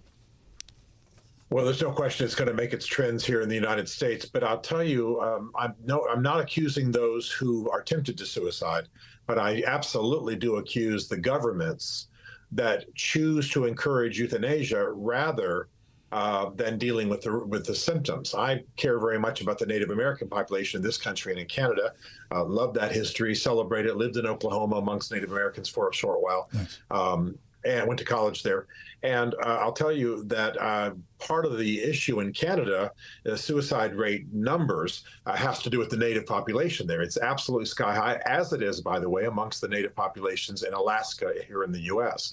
And so rather than dealing with the issues that lead to depression, rather than dealing with socioeconomic issues, biochemical issues, et cetera, which the state is well able to address, then they are encouraging instead suicide. I certainly understand terminal diseases and things like that, sure. Pushing people to the edge, and we can talk about that if you want to. But in terms of the national stats in Canada, in response to which the government is deciding to sanction suicide, these are fixable situations. There are other countries in the world in which the country decided to address its suicide rate and dealt with it well. In Britain, for example, it was not long ago that if you were a man over 50 and you died, the number one reason that you probably died was a heart problem. The number two, though, was suicide, stunningly high.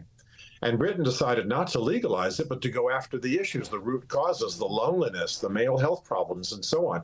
And they've lowered it dramatically. In Canada, suicide is the 9th highest cause of death. It's not near the crisis it was in England, and yet England dealt with it. So love the Canadians, but fault their government that in sanctioning this thing, it's a form of political laziness, in my opinion, that you could help Native Americans. You can go after these situations. You can go after these syndromes. You can improve your health care. These are often the factors that drive people to suicide, again, if you're not dealing with the biochemical core. That governmental perspective, though, Stephen, it kind of masquerades as compassion. I think that's my biggest concern about it, is it's like a wolf in sheep's clothing. I feel like this type of conversation that the government in Canada in particular is having, and the things it's dabbling in, it's just I think you brought up laziness as a word. I also think it's just an inability to deal with the difficulties of life and the isolation that's been brought on by COVID in particular. And if you're not willing to address those two things that the government had a hand in, then I think you're just basically saying, look, no, I just really care so much about you. I want to let you kill yourself, when instead I think it's just not looking at your own actions and coming to grips with it. What do you say? That's right. And I couldn't agree more. And the cultures in which suicide is quite low are cultures in which there is meaningful community. By the way, that high suicide rate in Britain, when we did the psychological postmortem on men who had committed suicide, and I don't mean to speak of this glibly, in almost every case, when they left a suicide note or they told someone they were going to kill themselves and then did, it had to do with isolation. It had to do with no other male knows I exist. The males wanted male companionship. They might even have had a girlfriend, but they wanted other meaningful males in their lives. They wanted father figures in their lives. So these matters have largely to do, I'm not saying exclusively, I'm aware of the biological issues, but have largely to do with social matters. And so when you have people in your life, you have people, as we say in slang these days, up in your grill. You have people who will ask you about yourself and love you and inviting you to things and connected to you. Our modern life isolates. There's no question about it. Let me just stay with males for a moment. The typical male has no problem with friendships in high school and college, maybe his early professional years, the Army or whatever. But later on, wife, kids, home, working in a cubicle all day, driving in his car by himself to work. He finds that all he's got by the age of 40 is what we call rust friends that were in his wedding 20 years ago and he talks to maybe once a year, but aren't actively in his life. We find that people are healthiest when they've got people who are right in their life, look at them, see them, talk to them about what's going on, active, and also a heck of a lot of fun. And in cultures where that's happening, suicide rates drop like a stone.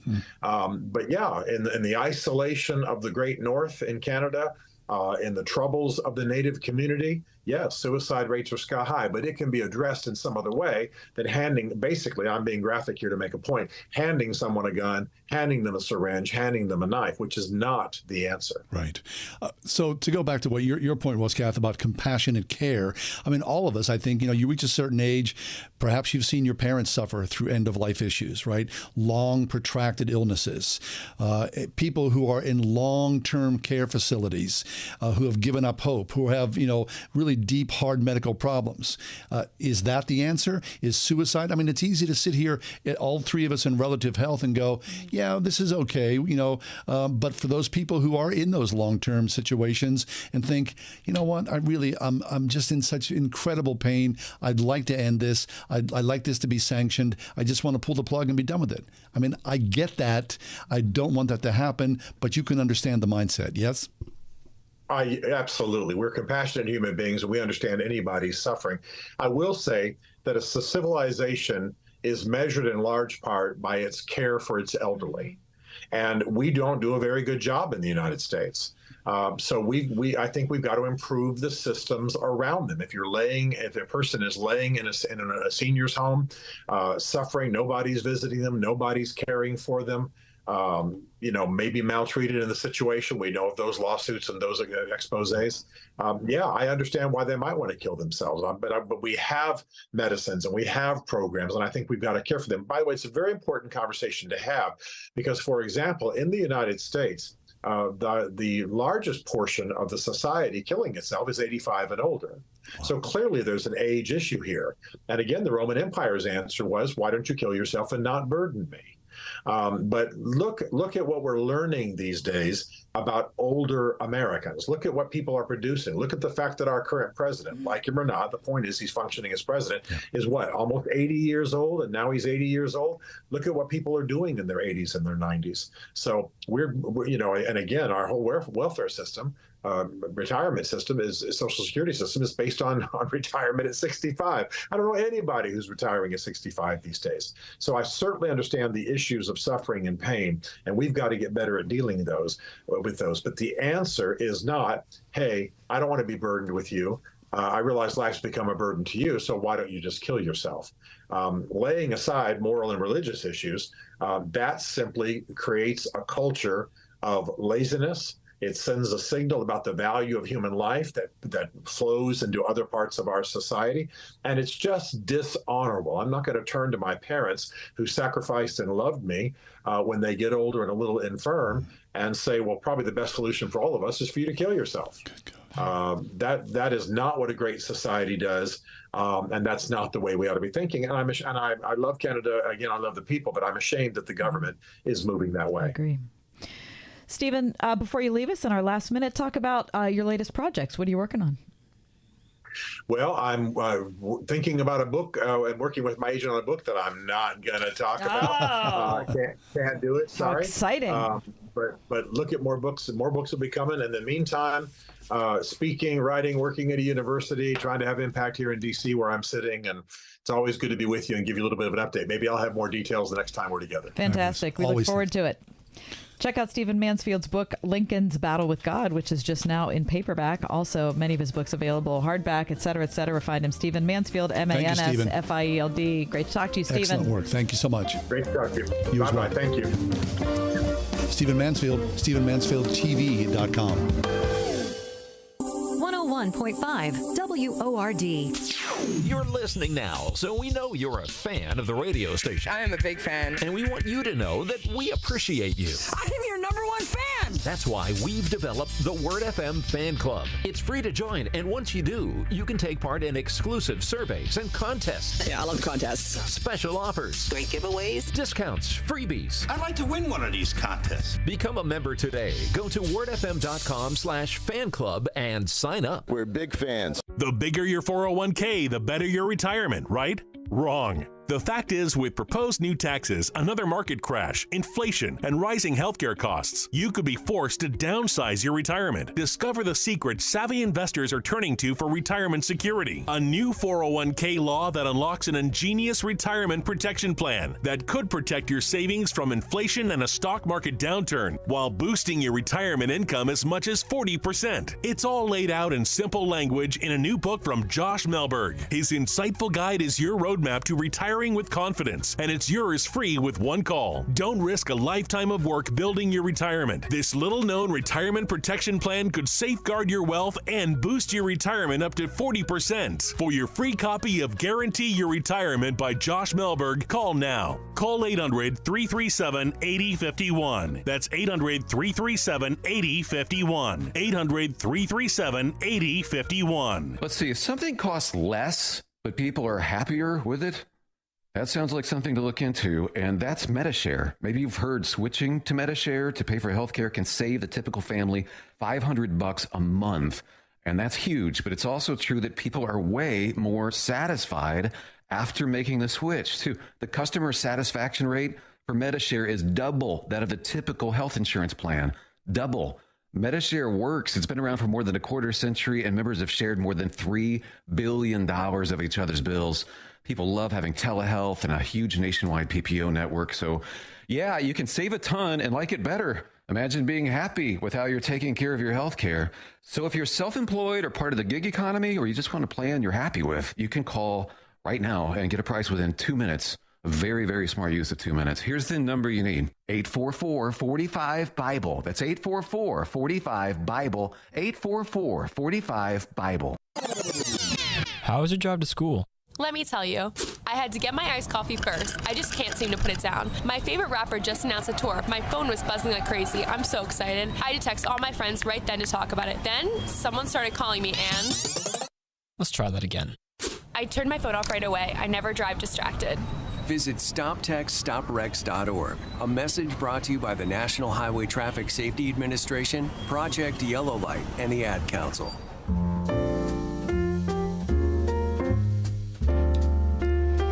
It's National Peanut Butter Day. Very nice. My favorite peanut butter is Smucker's Natural. Oh, you have to stir it up? Yeah. Because the oil separates? My husband despises it. Because it's messy or because just funky? He says it's just so much work and he can't get over it. And, but I love it. And I just got a food processor for Christmas. Oh, yeah. And you also invested in one. And I think I want to try to make my own. What? Your own peanut butter? Yeah. Really? Yeah, I think I want to. I absolutely love peanut butter. I'm going on and on. Perhaps I should ask you. Yeah, I know you like peanut butter. Oh, yeah, sure. What's your favorite way to enjoy the PB? I'm going to do a peanut butter and jelly sandwich. Oh, are you? With a glass of milk. Are you? I do like old school. Oh, okay. Like really, like white bread. I just love it. Really? Mm-hmm. Okay. Yeah. Okay. I got no problem with that. Okay, so I'm going to do peanut butter and banana with rich chocolate Ovaltine. That does not That's work what I'm going to do. No. That's so delicious. How about just like peanut butter, like on crackers, peanut butter and jelly on crackers. On a saltine, bring it. I love that. I love that. That's like a late night snack for me. I love it. How about you take your pretzels and you dip them? Oh, that's very nice as well. Isn't that excellent? Lexi, how do you feel about peanut butter? I love me some peanut butter. I just scoop it out the jar. Oh, yeah. Is that your favorite form? Like you don't even have to have like a vehicle? As a kid, my parents would make me on Ritz crackers the peanut butter and jelly little treats. Yeah. And that's like my comfort food now. Is it? Like when I'm tired and I don't want to make dinner, I make that. Yeah. Okay, what about the peanut butter and banana? I love peanut butter in all forms. So peanut butter and banana, absolutely. Interesting. Okay. All right. All right. I think it's delicious. Anyway, I just need to bring up the Christmas cookie, the peanut butter with the Hershey's Kiss in there. I don't like it.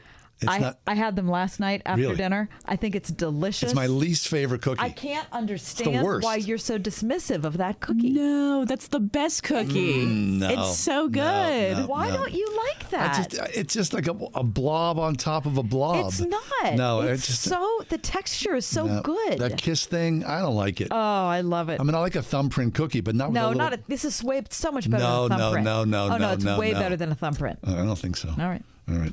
Okay. Do you, in your life, have you ever lit incense? Not in my house, no. Like, I remember being 16 and going to Heads Together in Squirrel Hill and going, oh, people are doing incense. Like I'm You're thinking, well, I'm going to be really deep. Like some hippie or something like that. Okay, well, word out today is that KFC in Thailand, now you would think that Thailand, of course, they themselves are, big on incense. They have now developed a KFC scented incense stick. It smells like a KFC? Yeah. Yeah, they said it took a long time. Wait, I'm going to light a stick of incense, and it's so your house smells like KFC. They launched a line of incense that smells like the fried chicken franchise. The incense sticks are also meant to resemble the fast food chain's chicken. For now, the incense cannot be purchased. It's only on a special offer that KFC Thailand is producing. That is super gross. That is super gross. I went to KFC in Indonesia. Oh, how was it? I only went there because that's where someone from Indonesia took me. Oh, they thought that was they were treating you. They were thinking that Here's would a taste of home. Which of course not. I mean, I went to Indonesia to have Indonesian food, not to have American food. But this is what's interesting about it. In Indonesia, you get your chicken, but it comes with a ball of rice. Oh, that's super cool. Yep. Interesting. I think KFC probably, and I'm not sure, I know McDonald's is everywhere, but wherever you travel, you always see KFC. Always. Around the globe. I think it's one of the I think it's in the top 5 it has to be. Worldwide franchises. Yeah. Fast I've been to KFC in Beijing. Have you really? Oh, yeah. The Colonel, he knew what he was doing. Listen, I'm telling you, the rice in Jakarta was delicious. Nice. 11 herbs and spices.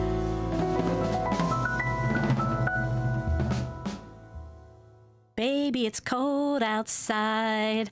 Baby, it's cold outside.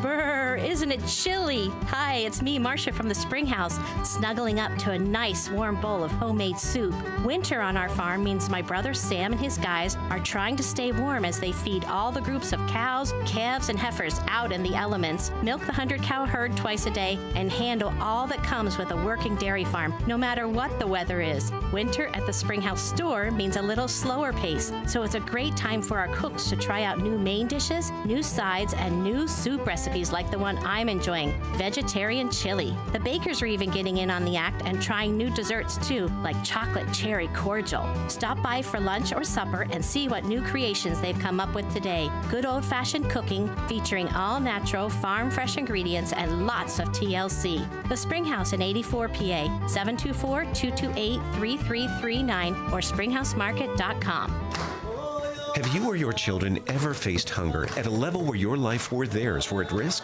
Or have you ever been in a situation where you had little or no access to clean drinking water and no ability to get it? For most of us in the United States, we have never had to face that crisis. But for children in the countries of Malawi, Zambia, and Uganda, it's a battle they face every single day.